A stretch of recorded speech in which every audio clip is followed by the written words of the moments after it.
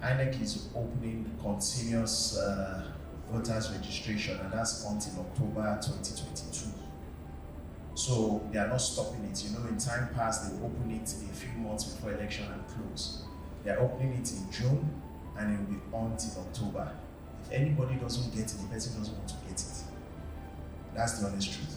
You know, if this country means anything to you, you make that sacrifice. I think we do a lot of lip service. In fact, if you hear the way people speak about Nigeria, cursing the country, and then they are surprised. You know, they curse Nigeria, curse this, curse that, and then you say it's not well with the country. You know, we have to change a lot of that, and people have to be willing to get in the ring. We have to be willing to do something. You know, the private sector. When my brother was talking, I was thinking about this lady, Stacey Abrams in Georgia. You know, and how she fought for extended time and a lot of things to allow the black voters, which are, so if you like, the lower paid people, more access so that they can register, so that they can do mail-in voting and so on and so forth.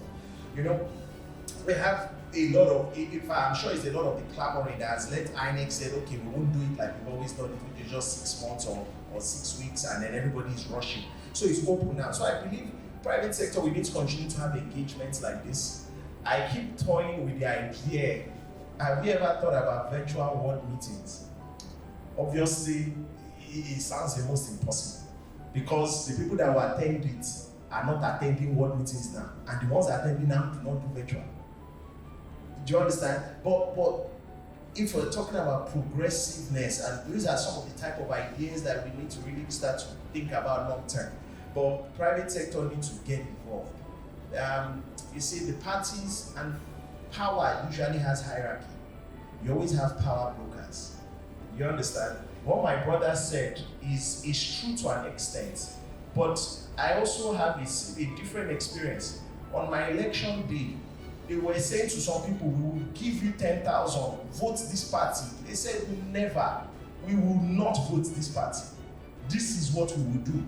Some people are, and I think maybe in Lagos, and forgive me, it might be an assumption, I think as you go further up north in this country, we are more political. Because in Lagos, we have commerce, we have a lot of things, we are busy. Up there, they don't have any other thing they are doing. Politics is the work. So they are more politically active and more, very, very, if you like. So for me, we need to continue to have these conversations, open platforms, if necessary, have general meetings on weekends so that private people that go to banks and other places can join those sort of meetings, because you have general meetings. So, for example, you have board meetings every Thursdays or every Wednesdays, but once in a while we have general meetings, which is bringing all the wards together. You can do that on a Saturday so that they can attend. But again, who will do that is when you have people like bankers in the executive that will suggest that. The guys there currently will not suggest that. You need to get into the parties, you need to get into the leadership of the party so that you can make such recommendations so that they can be accepted.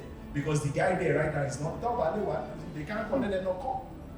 So you need the right people to get into exco of the party, of the wards, to now say we want to do a general meeting on a Saturday so that those that cannot make it can come in. So that's how we need to start to make those changes. But continue to speak to ourselves and be willing to make sacrifices.